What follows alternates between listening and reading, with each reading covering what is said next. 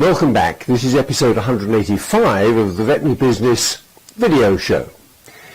In this episode we'll hear how to manage your chosen key performance indicators, and we'll ask what your eventual exit from practice ownership might look like. We'll hear about the value of your employee records. We'll learn how to respond when clients seek advice on the internet. And I'll offer you my quick business tip for this episode. I'm John Sheridan, and this is the video show from Veterinary Business.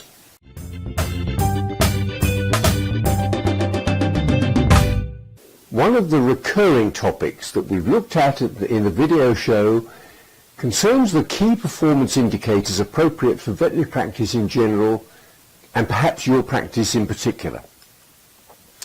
Without KPIs, you end up simply guessing how the business is performing, but choosing the right indicators for your practice isn't always straightforward, and we'll need to take into account the appropriate business goals being monitored, the need to include qualitative as well as quantitative measures, and the importance of not blindly trusting your practice management software to collect the right data. Here's a clip from Erica Olson of On Strategy. Erica reminds us that for each measure, we also need to clearly define the source of the data, the frequency of collection, the format in which it's recorded, and the objective to be achieved.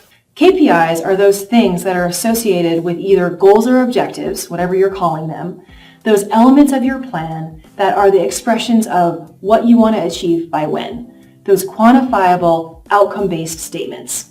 So, KPIs answer the quantifiable piece of your goals and objectives.